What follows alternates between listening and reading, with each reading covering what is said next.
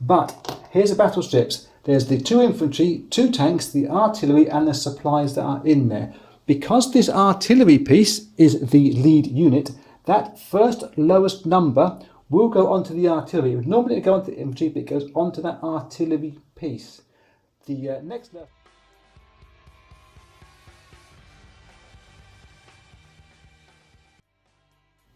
This is Axis and Allies Battle of the Bulge revised on the Tool Desk channel. Revised by who? There's not a new edition coming out. It is my revisions that I'm attempting for the first time, so it might not actually work, but I want to give this a go and I want to capture it and bring it out to you because I think it's quite a good idea.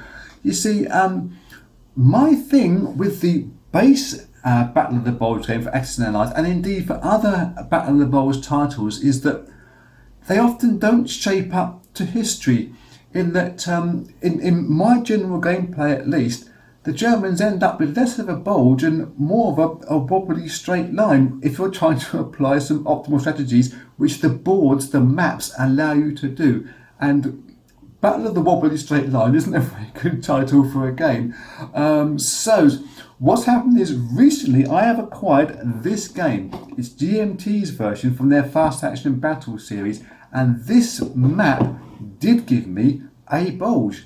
And it wasn't one of those ones we have to try to recreate history. You're working hard to create that bulge rather than your wobbly straight line.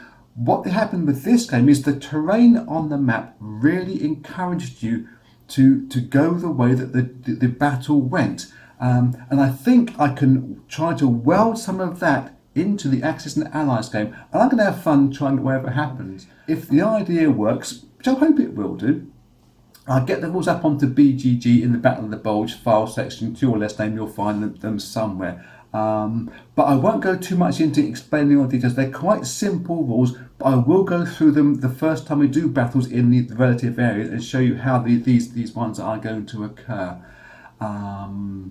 Before we get going, may I mention that I make these videos in aid of a charity called Cure Parkinson's. You can guess what they're trying to do. There is a link to them below this video, one in the About section on the channel page. If you happen to have a spare dollar, euro, yen, yak or British pound you can send to them, I'm sure they'd appreciate it.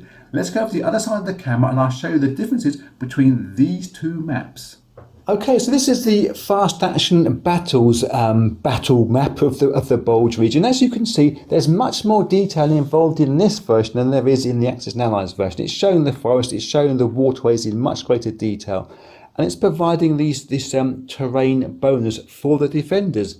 For instance, in these triangle areas, they are easier to defend than the square areas and the circled areas, and obviously the towns have a defensive bonus too, not reflected at all in the Axis and Allies game. You've got the Eiffel Mountains on this side of the map that are still trailing out via the Hürtgen Forest up here, where there was a massive American disaster when trying to attack in a huge battle. Many losses up in there because the terrain was so easy to defend for the Germans, and it was really the precursor to the Battle of the Bulge. Guys from that Hürtgen Forest campaign were actually on a bit of R&R in this region when the Germans came running through. So, other things with this map that it gives to us when we play this game. Much more detail of the waterways and the steep-sided terrain that was here. Very hard to attack and to progress through. Rivers were wide. They weren't just little streams. They were big, wide rivers. And down here in the Roche and around the Baston area, again, the forest area was quite thick. Baston itself, fairly easy place to defend, up on a small plateau, but lots of buildings to hide people in. And obviously the border around here between Germany and Belgium, which sweeps up all around this area, again it was a natural defensive line to a degree. It was much easier to defend down here than it was actually you get on the Axis and Allies game. Let's roll that map forward though. As you can see on this game, I'm not knocking this game. I absolutely love playing this game. I play it quite often, but I think I just want to make some tweaks for 1 or 2 playthroughs, as I do, and to see how it affects my gameplay and my thinking about this game. Here is these waterways around the Roche. You've got a little bit of squiggly line saying you can't put your tanks through there, they have to follow the roads. It doesn't really reflect upon this bulge forward around Baston, the wobbly straight line that you tend to get here, because it's easy terrain. You just walk through this place. This was difficult up here. So to do that, what I'm going to be doing is I'm going to be marking 5 areas or towns. We've got Liège, Vevey, Malmedy, Baston obviously, and then this one here is in between Marche and Ortherville. Le Roche, I've got terrible pronunciation of French. It's that area there, because this was lots of waterways all converging into one point. Although the main river was here, there's lots of streams going through, etc.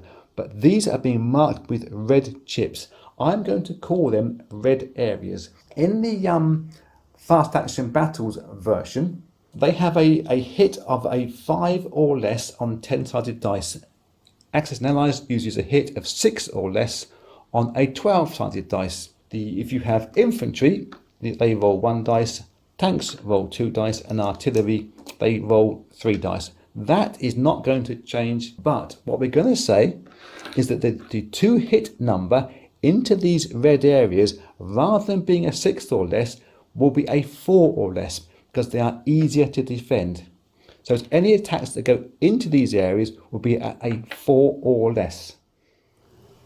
The second thing we're going to bring into it is the idea of a lead class. Again, I've stolen this from the Fast Actions Battle. They are going to say that there are 3 types of units you can apply it to: infantry, artillery, or to the armour. And if you apply the lead class to 1 tank, any tanks in that space will be the lead units. The lead units, if they are a tank, will increase the 2 hit number from a 4 or less in these red areas to a 5 or less. If we were to choose the artillery piece as the lead unit, then the 2 hit number would go back up to that 6 or less, because you're piling in great bits of shelling first off. However, when it comes to a reply, the lead unit will be the first unit to take a hit. If you know about the tabs that get brought down in this Battle of the Bulge version, and you assign the numbers to where you've got your units on those tabs, you will ignore that very first number. Whatever the lowest number is, it will be applied to your lead unit. When we go into these grey areas, we don't actually get any kind of defensive bonus into these grey areas, but we will be getting an attacking bonus into these areas. If you choose to have your armour as your lead unit going into this area, then you will get 1 extra dice. No matter how many tanks are in there, you'll get 1 more dice when attacking that area. If you were to choose artillery, you will get 2 more dice when attacking the area. But the 2 hit number will be the same. It doesn't matter if you've got infantry, artillery, tanks, whatever your lead unit is going into there, whatever that base to hit number is, will be the base to hit number for all the dice that you rolled. So let me get this set up over on the other side, because I'm going to be getting a different game set up below this later on as well, because I've got too many games on the go all at once. And we'll get Battle of the Bulge running with my revisions in a wee while. Okay, here we are ready to go. Turn 1 of this Battle of the Bulge revision attempt. If you're not familiar with the Battle of the Bulge gameplay, as a general rule, it's kind of an I go, you go thing. The side with initiative, which is sorted out by a dice roll, they will get to attack from one of their hexes into an adjacent hex. Then the other side will have a go, not necessarily back from the same hex, it can be anywhere they choose, provided they got the supplies to fund that attack. In turn number 1, however, Germany catch the Allied by surprise. So they have the initiative, plus they will also be attacking all across their front, and the Allied forces do not get an attack themselves. They just have to sit there and roll with the punches. To make one of these attacks, you pay 1 supply from one of the areas that your soldiers are in, or from the adjacent area that's behind the front line, which is this wiggly line here. However, if you're making a split attack into, say, 2 different areas from 1 hex, you can spend 2 supplies with which to do that. In my rules, where we have this attacks into grey areas or attacks into red areas potentially later on. If you're making a split attack, you're going to need to earmark 2 units as being the lead units. It can be 2 from the same class or 2 from different classes, but that will become more apparent if and when it occurs. Now, I also will not be bringing you any of the attacks on this turn, because as you can see, the Americans are pretty thin on the ground at this stage, and the attacks are going to be very fast and really not particularly relevant to explaining this rule to you. But I should get this done, and I will see you at the start of turn number 2 when we should roll for initiative and see if the Americans get to go first or whether the Germans get to go first.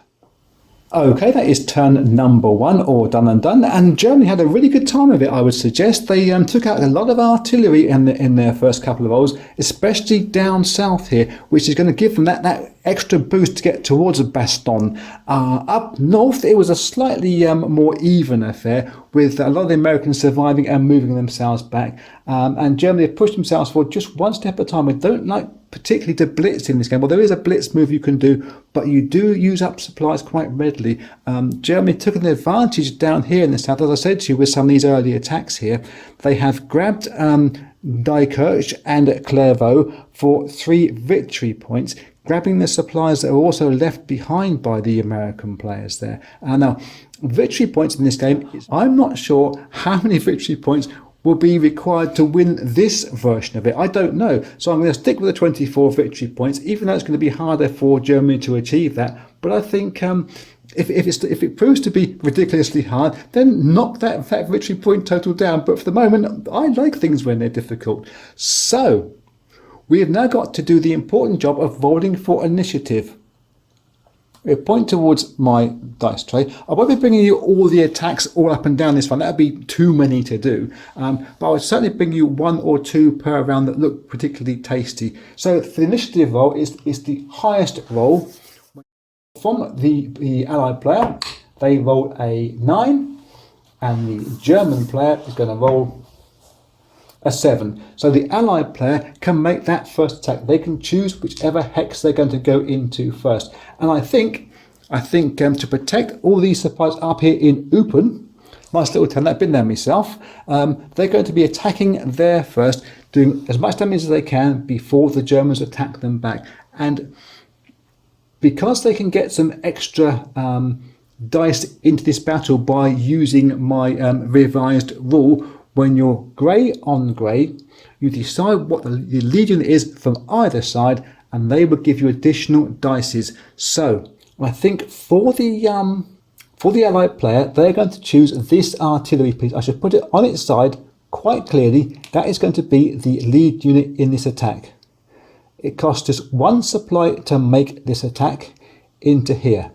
We have to decide what the German player would do in terms of their lead unit. They, I think, because they have a couple of tanks in here and some artillery, they wouldn't mind saving those for later on, rather than putting them at risk this early on. So they're going to have their 1 infantry guy, or their infantry class of units. They are going to be the lead unit in this case. It would then mean that when this hex attacks back, whenever the Germany decide to do that, this hex will not get any bonus dice, but that guy will be taken as the first casualty. But when Germany attack this Allied hex here, this artillery will be taken as the first casualty. Hope that's clear enough for you. So for this first attack, we decide what the Germans have got with our pulling out tabby strips. They've got 3 infantry guys in there. They have got 2 tanks, 1 artillery. They have trucks and supplies. If you're not familiar with the game, I should poke you the camera over there a little bit, and you're putting out these slidey tabs with the assigned people on there. There's 3 infantry guys, tanks, artillery, trucks and supplies. For the Allied forces that are in there rolling their dice, they will roll 3 dice for the artillery piece. They will roll 2 dice each for the tanks and 1 dice each for the infantry guy in there. But as they have assigned this artillery piece as their lead unit under my rules, they get 2 additional dice. They're trying to roll their dice at 6 or less to get their hits. There are 1, 2, 3, 4, 5, 6, 7, 8 units that could possibly be hit in here. So it's going to be 2 rolls. We get the numbers that are 6 or less first, and then we have to roll the hits after that because it's a 2 dice roll. If you don't know how this rule works out and you're not a player of Battle of the Bulge, then just trust me and we'll get it right somewhere along these lines.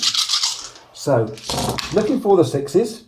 There's a fairly high roll, I would suggest. I'm taking out the ones that haven't hit. That's not a good roll. It's just 3 hits done by the Allied forces. If there was only 6 or less units, 6 or fewer units involved in this defending side of the target that's being hit upon, you take those numbers. Because we've got more than 6 units in there, we roll these dice again and assign these to the numbers. The lowest number is the first number we're going to assign it to. It goes 1 and 2.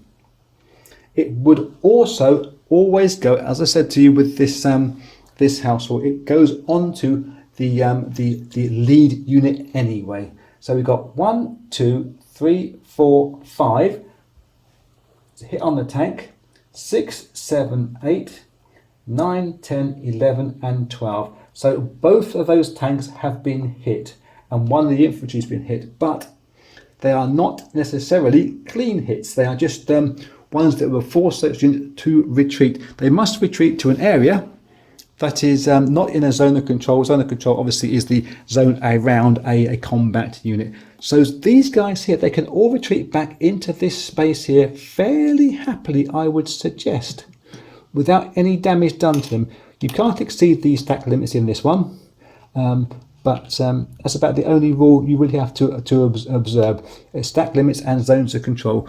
Other guy gets retreated into there, along with these guys into here. We leave the guy on here to show that this is the class that we have pre-chosen as the guys that are leading the event in this hex. When we ignite this hex again, as the German reply into here, the lead class will have to be that guy. Now, should the lead class be eliminated, there is a priority list I've got written down here to decide what your next chosen lead class would be. So, for instance, if we got, say, just pick this area here, we've got 2 tanks in here. If we had chosen the tank as the lead class and the tank was destroyed, the next unit which would be the lead class unit would be from the same class. It would be the tank. The next unit you would pick after that, if there's none left from there, would be one from a class rolling 1 dice fewer. So 1 dice fewer from the tanks would be the infantry guys. If you can't abide by those 2 rules, it would be from any class that's in there. You just repick again. That's just crossing the legs and drinking the tea, just to make sure we're all clear on where we're going with this. So the next attack now will be from the Germans. They now have the initiative for this part of the round. The Germans are going to choose a space to attack into.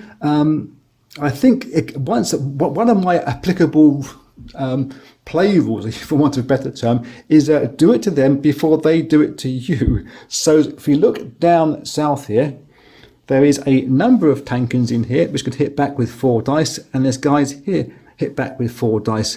So there isn't really much of a choice here. And I'm not worried about this guy here. They can't attack a second time, so I can wait and do those later on. We can do 1 attack from Germany, and I think perhaps using the main road to Baston would be our prime objective. So we use 1 supply from here. We pull up 2 tanks on our battleships. There's just 2 guys that can be hit. So as you move those battleships down to the proper places, that guy here will definitely be the lead unit. It could only be the lead unit. And as a tit for tat, I'm going to choose the tanks as the lead units in this attack as well. So Germany, grey area versus grey area. It's a 6 or less number to hit units in that area. They have 1, 2, 3, 4, 5, 6, 7, 8, 9, 10, 11, 12 dice. plus 1 dice for the tank as the lead unit.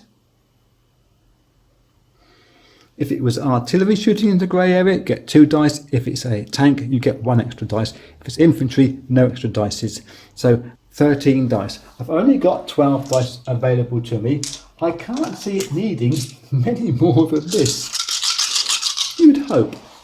Looking at 6s, and I can see a couple at 3, and that at 1, and that at 5, and that at 1. The way these battleships count down, however, with odds and evens for applying your hits, you go 1, 2, 3, 4, 5, 6. These are all on 1, 3 or 5. So we've absolutely smashed one of these tanks, and 1 at 4 will be on the other tank there. That would be the 4 register. We do have 1 more dice that I can roll and try to get really an even low number to smash both those tanks out of there. And we fail in doing that. But that means that that 1 tank has been hit by all these odd numbers. 1 tank down here is completely removed from the battle.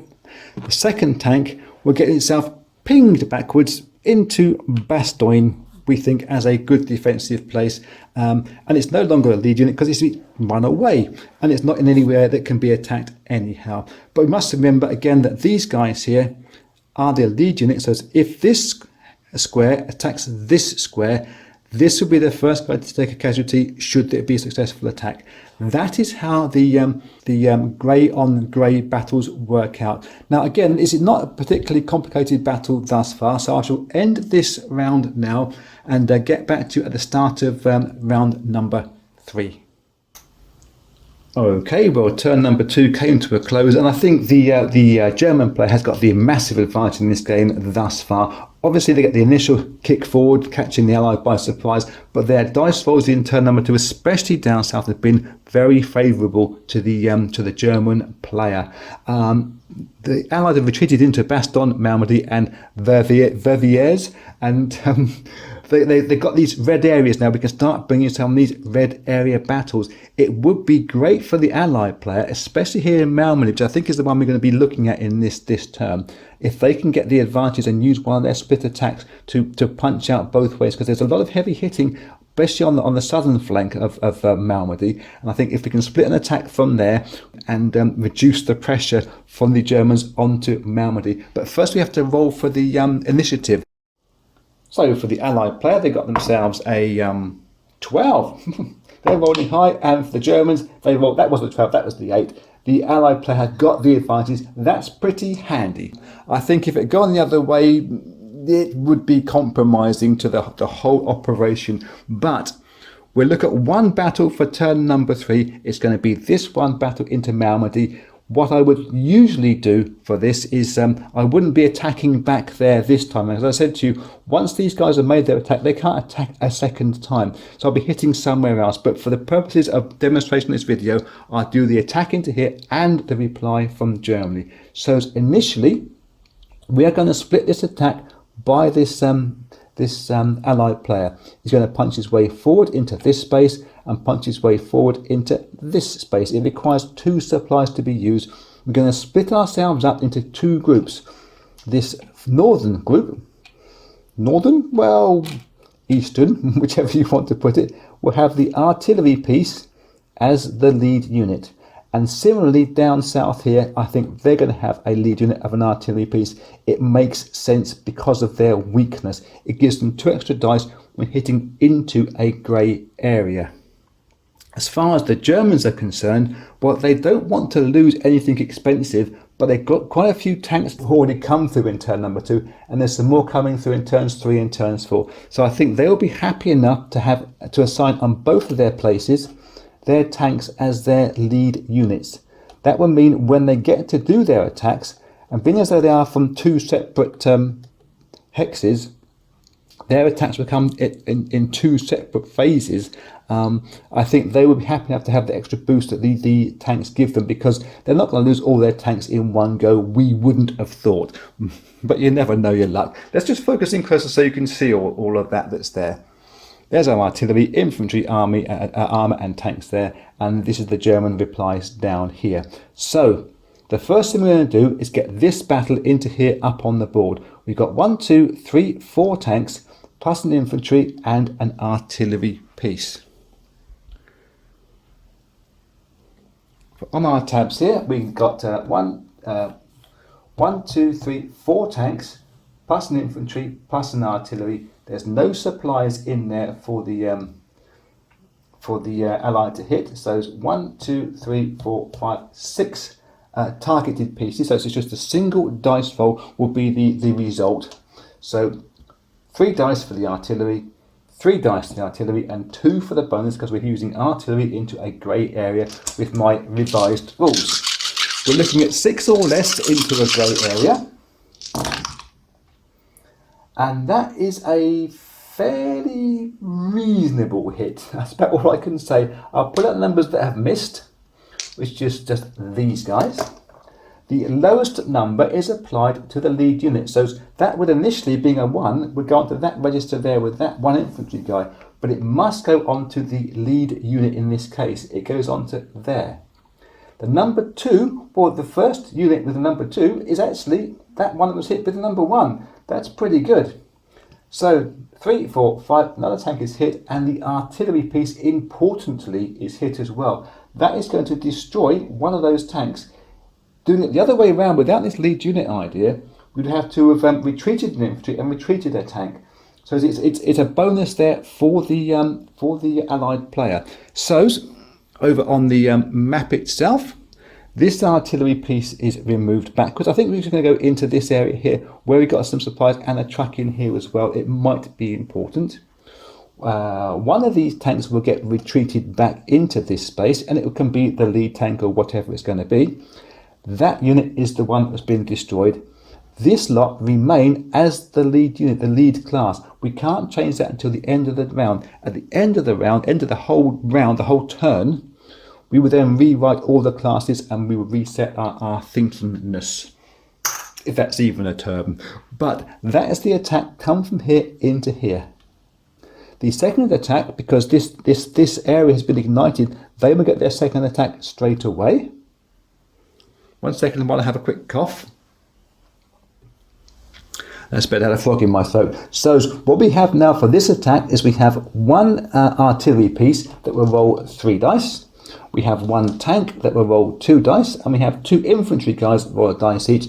And because our artillery is a lead unit, we give ourselves 2 dice bonus.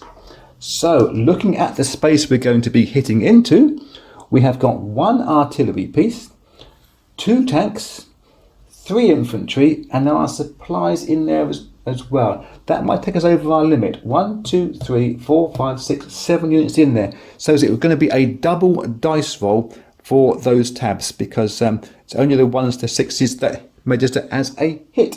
So this is our handful of dice. I've put them in there.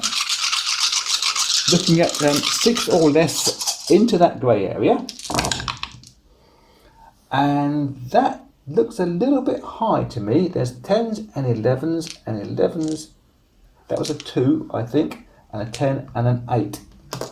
So just the 4 hits. Okay, so the 2 will go 1, 2. It's the lowest register, and the second 2 goes on to there, and the 3, and the 4, and the 5. Okay, cut and shut here. It's me talking to you from the future. Do. Spooky. You may notice I'm making a complete mess of this section here. It should have been a double dice roll, and if it wasn't that, I've even applied the first hit to the wrong unit. Yep, it's a mistake. What a mistake to maker, but talking and thinking is never my strong point. It would have affected the whole game going forward, but I can't go back and change it all now. Please do understand, I made a complete mess of that. So let's get back to the video and do it properly this time, please. That would mean that 1 infantry is destroyed, 1 infantry guy has to retreat, and 1 of the tanks has to retreat. I'm going to move all those guys from here back into here. Let me double check the film clip to see, make sure I haven't put the wrong number down, but I knocked that dice by mistake. Back in a sec. Yeah, no problem. It was a 2, so I got that correct. So we have this one infantry guy is destroyed. One infantry guy will retreat back one space into there, so that chip can come off. And one of those tankers can get back into that space as well, doubling up into there. These remain the lead units. These are the surviving units in that space. So we can now move on to the German reply. As I said to you, I would normally be hitting somewhere else, not into this space, because I would most likely be looking at hitting back from these guys here into Baston. But that's a by the by. I don't mind mucking around the sequence slightly just for demonstration purposes. So in here, our strongest attack was going to be, I believe, from these guys here. We have 1, 2, 3 dice for the artillery piece. We have just 2 dice for the tank and 1 dice for the infantry unit. But as we are going into a red area, our to hit number will be 4 or less. But we've chosen a tank as the lead unit, so it will make sure that that attack now goes up to a 5 or less. We're going to pay our supply from, well, in that space. Why not indeed? In fact, I'm going to pay for the supply from the one behind. It might be important that supply being further forward later on. So that supply there is going to do that attack. In that space, defending themselves stoutly, is 2 infantry. There is 1 tank. There is 1 artillery piece. There are 3 artillery pieces, my mistake, and there is a truck, and there are supplies. So 1, 2, 3, 4, 5, 6, 7, 8 things we can hit. So we're going to need to do 2 rolls at 5 or less, we are hoping. And that's a fairly, I hope that's on camera, that's a fairly reasonable roll there by the German player. They've just got these 2 9s there. That won't count. These are the 4 dice that have hit, but because we've got more than 6 hits, we have to roll these again and allocate them to number 2 is the lowest dice. The lead unit for these Americans defending that place is an artillery, so that goes onto artillery, the first artillery straight away, regardless of what that hit would have been. Let me just show you over to there. Have I got this camera small now? Let me go back there. I wonder why it's so close. The second hit is a number 3. 1, 2, 3 onto a tank. Next number is a 6. 4, 5, 6 onto another artillery piece. 7, 8, 9, 10. That is a very, very reasonable reply there by that German player, because they have forced 1 of the infantry, the tank and 2 of the artillery pieces back out of Malmedy. They would be very happy with that, I would think. That would be one of these guys moving backwards into 3 points, dropping things everywhere. That guy stays in there. The tank is forced to retreat, as is 2 artillery pieces. For the moment, you would say that that stays as the lead unit in there, because Germany will have a chance to knock back into this space as well with these guys here. Malmedy could fall. It's entirely possible. Shall we roll that one out for the Germans as well? I know we're doing this completely out of sequence, but I'm interested to find out if this is going to happen, and I'm sure you are too. Let's use a supply from up here. We'll energize this area. It's a freshly energized area, so we have to allocate a lead unit for them. And why not indeed allocate that artillery piece? It gives them an extra 2 on that hit number into that red area. We have, for the American player in defense in there, just 1 artillery, 1 infantry piece, a truck and a supply. So whatever we roll is going to be damage into this place. We have got our 3 dice for our artillery piece. We have 4 dice for the 2 tanks that are in there. We have 3 dice for the infantry in there, and because we're using artillery as our lead unit, we will get to roll these at 6 or less. Ooh. Gird your loins for this one, I think. And it looks like it's going to be successful for the German player. I shall try to remove the high numbers without disturbing anything, and there's going to be 4 hits in there. So the first hit, we go on to the lead unit, which is going to be that artillery piece. Again, it's that one up to there. We have 2 number 5s and a number 6. So 1, 2, 3, 4, 5. The infantry has been destroyed, and the number 6 goes on to the artillery. It destroys the artillery as well. That means Malmedy has fallen straight away. If you know how these rules work, these guys are destroyed by 2 hits onto them. This place can now be, later on in the turn, will be invaded by the German forces. They will grab Malmedy. That's pretty important. I wasn't expecting Malmedy to fall quite so easily. I thought I had enough defence in there. Obviously I'm wrong. Let me now wind myself back a little bit and do all the American attacks and the German replies as per we should do, and I will see you at the end of turn number 3 for a quick after action report. Okay, that's it. Turn number 3 is done. We're on to turn number 4. At the end of turn number 3, bits you didn't see was this battle into Bastogne. It went particularly badly for the Germans this time. They scored plenty enough hits into Bastogne, but they hit one poor infantry guy about 5 times and smashed up most of the supplies that were in there too. Really bad move for the Germans, that one. It wasn't an overroll by them. They were just hitting the same guy again and again. Poor chap. They have obviously got this Malmedy now, so they're now going to have a chance to push forward through the central regions, the heartland of the Ardennes forest. But Bavaria is holding up quite nicely. We've still got a battle to a degree of the wobbly straight line.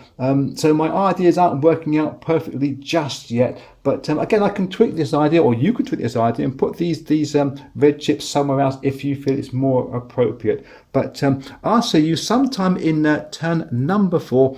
We get one of these big battles going again, and it'll just be a single battle, a single dice roll from somebody, just for the hells of it. So let me see you in a wee while. Okay, we are back in turn number 4, and once again the Allied forces have won the initiative. I think that's probably 3 times out of the 3 rolls they've won the initiative. Good on them. They're going to be making one attack here, a split attack from Bougainville. Bougainville's from Guadalcanal, but I saw the Ville there, from the Bastogne into these 2 areas. We're going to be using one supply to do that and one supply to do that.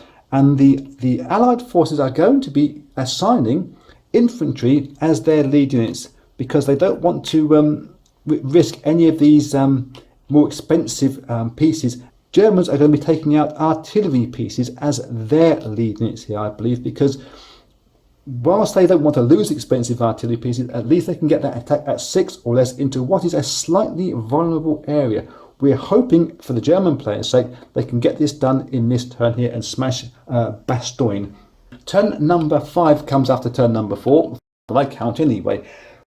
In turn number 5, the Allied forces get some aircraft. So does the Germans, but the Allied have a 3-to-1 advantage in the air, and that means they can start, when I'm playing the Allied player anyway, trying to put my bombers and my fighters over any of the supplies and trucks. Try and take those out first, because the fuel is the major problem for the German player. And obviously, as the German player playing both sides, they'll be trying to preserve those as much as they can. Let's just stop that waffle. That's next turn down the line. I won't be doing the attacks up north, by the way, just because they're going to be down. I think 3 points might fall. Bavaria seems to be quite strong at this stage. We're just going to do this attack from Bastogne and then reply from the Germans. I'll get this thing up on the cards here. I think we can put our dice tray actually slightly more visible this time around, because we've got a bit more space now, things to move forward. We've got 6 tanks for Germany. We've got 2 artillery and 2 infantry units themselves, plus a truck and a supply. For the Allied forces, bashing into here, they have 3 tanks, which is 6 dice, plus 1 infantry. No bonus dice. Infantry do not give a bonus dice into the grey areas. It's just these dice here, and it'll be 2 dice rolls. Looking at 6 or lesses. And that's a pretty damn good hit, I would suggest. There's just 2 misses there. Nice. It is a double dice roll as well. So there's more than 6 units. And the lowest number, number 1, will go on to the lead unit, which is an artillery piece. The next number 1, I can probably show you this as well over here because we've got it all set up. Next number 1 onto an infantry. Then a 6. 2, 3, 4, 5, 6. 7, 8, 9, 10, 11. A truck's been destroyed. 12, and a supply's been destroyed. That is absolutely glorious as far as the Allied forces are concerned, because they've only got minimal supplies there in Germany to allow them to make an attack from here and move afterwards. Eek, eek, eek, eek. So let's just get that done first. Infantry guy retreats. 1 tank must retreat. I just move that one back and restack that. And 1 artillery piece, being the lead unit, that must retreat as well. And we'll leave the other one in there to show that the class is artillery for the lead unit. But the truck has been destroyed. They are destroyed on 1 hit, and 1 supply is destroyed as well. That is particularly annoying for the German player. The second half of this dice roll, because this one area has been energized, will be this attack into here. For the German forces in defense, they have 2 artillery pieces and 6 infantry. No trucks, no supplies, nothing else in there. Just changing my tabs around. The Allied forces have got 1, 2, 3 dice for their artillery, 2 dice for their infantry, and no bonuses. Make sure we're in shot when we roll these out. At 6 or less. And again, it's a 2-roll affair. And again, another good hit. That's 3 hits done by those. There's more than 6 units, so 2 dice. 2 rolls rather. And they've hit 7 and 2 8s. The first 7 will go on to the artillery piece. 1, 2, 3, 4, 5, 6. Oh, you can't see what I'm counting here, can you? There we go. 1, 2, 3, 4, 5, 6, 7, and 8. So 1 artillery piece is destroyed, 1 artillery piece is moved back, and the infantry all stay alive. We can't retreat these guys back into anywhere that's a zone of control. One of them has been destroyed anyway. That guy has to move back to there. It's an awkward place because, as I mentioned to you before about the lack of supplies now, and we've even blown 1 supply up. We have to use a supply to energize this place, and 1 to energize that place, and 1 to... Yeah, it may have been a minor oversight by me when I was playing the German player. I only put 4 supplies in here. I didn't want to have another truck and a bunch of supplies stuck back here in Clairvaux, which, well, okay, it was a lucky hit by the Allied forces, but a hit nonetheless. So we're looking now at the reply from the German player. The German player can use 1 supply to ignite this place or this place. I'm not sure I want to use 2 supplies this time around. If I put a supply into here to ignite this guy to make a combat, we have to select another lead unit, which is only going to be infantry guys, 6 guys in there at 4. So I think if I spend these supplies igniting 2 squares, I can't get these units behind to move forward. So therefore, we're going to use 1 supply in this place only for 1 attack back there into Bastogne as the Germans reply. They have got in there in defence 1, 2, 3 tanks, 1 artillery piece, and 3 infantry. There is a truck in there, but no supplies. It didn't come forward with supplies. It left them behind in Othersville. The attack by Germany is 10 dice for their tanks because they've got 5 in there. they will have 1 extra dice for the infantry and 3 dice for the artillery unit. We should do that in a minute.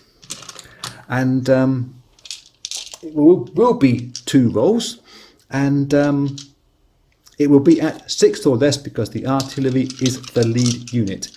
I've actually made up a quick crib sheet as well. That'll go on to the rules when I put one for BGG later on. But let's just get this attack done first into a Bastogne. We've got these 11 dice in my hand and 3 dice afterwards, looking at 6 or lesses. And that's a pretty good hit, I'd suggest. 9s, 9s, 10s, 9s, 11s. And then those have all hit, but we've got to have a second dice roll. There's 3 more dice from that artillery piece that can come into it. And that's called 1 more hit. So these now will be the second roll to allocate hits onto our tabs. The first hit's going on to the infantry, but that would happen anyway because of the way these things work. And I can see quite a few 1s. I think someone again is going to get pummeled. That happened last time round for the attack into there. The guy got pummeled. So we have 3 lots of 1s. That guy, he says, what you got in for me for? Obviously might have been the lead unit. So number 4, 2, 3, 4. We have a 6, 5, 6.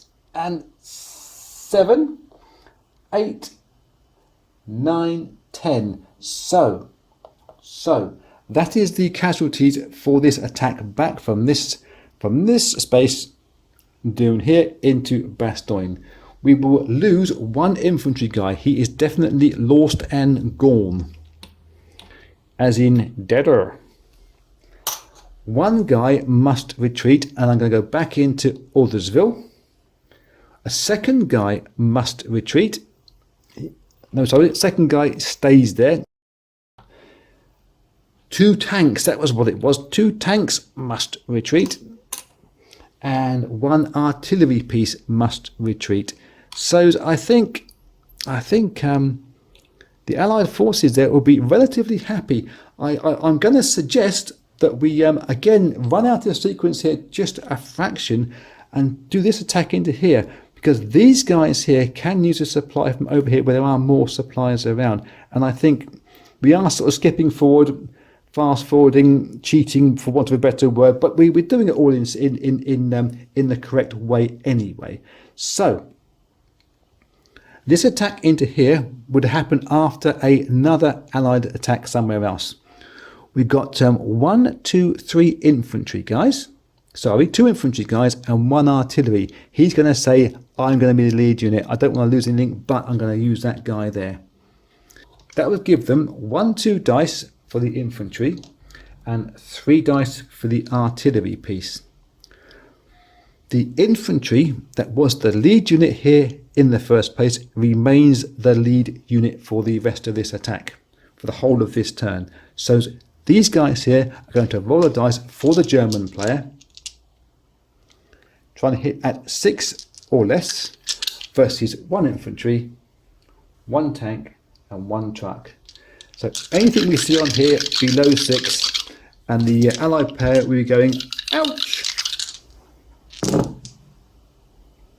And it's a horrible roll for Germany. I'm not laughing really. It's just the number 2 that has hit. Those guys have all missed. Number 2 means the first dice gets applied to the lead unit anyway, which is going to be the infantry.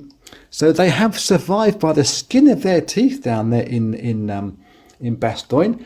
Just that 1 tank and the one truck in there, but it prevents the Germans from invading into Bastogne, unless they are brave enough, the Germans, to use that supply to ignite these guys down here. I'm tempted to, but we've only got 2 supplies, and we really want to move our units further forward. Nope, I think I'm not going to make that attack further forward. I'm not going to ignite these guys with these supplies. It can wait for later on. We've got plenty of time with which to invade Bastogne. That'll be it for what you will see in turn number 4. I'll see you at the end of the turn. Okay, turn number 4 is done and done. All the reinforcements have been put on, all the movements have been done. We're all ready to go for turn number 5. But at the end of turn number 4, I had to have a little lie down, a little break from it, because my thinkingness was getting to be a little bit suboptimal, should we say. The battles up north in Vivers and Eupen didn't help out too much. You didn't see those, but the guys in Vivers once again hung on valiantly versus the guys in Eupen. They smashed quite a bit of damage done to the German player and took out some of the supplies. I think that I was quite pleased that we didn't take the bait of actually using these guys here, energizing these guys to use up supplies, because Germany now is starting to suffer from their perennial problem in this game of getting supplies moved forward and having their trucks getting trapped in zones of control. This guy here in St. Frith, he's managed to move out one space. You can move trucks out one space out of a zone of control in the movement phase. You can't move any further than that. Later on, he can get off the board, but we're getting things stuck in places. We have made one advance forward with the Germans up here between Eupen and Malmedy. They've moved forward one space. We're worried about moving them too far forward because you can't retreat into zones of control. If we pump them too far forward, we may have some problems there, and they can split their attack left and right, north and south, should they want to. They've made quite an advanced movement, though, the Germans, down here into Houfles, from these guys here that were just west of Clairvaux. The guys that were left behind have moved themselves forward. We are quite far forward into the approaches of Orthaville and La Roche. And speaking of which, actually, I had a second thought again. Maybe this red chip here that is in this area between Marche and La Roche and Orthaville, maybe that chip should be up in there. But again, that's for testing and for you to play it and find out, and for me to play it and find out. This is not a hard and fast rule; it's a house rule. Play it how you feel. Also, with the German reinforcements, we put a lot of units onto this area west of Clairvaux, thinking that if we got these units here and these units here, we're going to intimidate Bastogne, and the Allied player may actually pull back outwards into Orthaville. But the Allied player was having none of it. They said, if we can keep this place with our red chip, our extra defence into Bastogne, we're going to do that. So they've parked units back into there. It's a risky move for the Allied forces, but I think it's probably their best move. Turn number 5 upcoming for them. And I say for them because I think this is where you start to get the twist in play. It starts to benefit the Allied players more. We get these 3-to-1 aircraft combinations in turn number 5, and for sure the Allied players are going to start to target these supplies left behind by these German players. So I think we got plenty enough for video number 1. I've also been tidying up the rule sheet for this and the crib sheet on the back of that. I should get that up onto BGG for sure, and we'll have a little look at that when we get on to video number 2, which will be upcoming shortly. Until next time, be cool.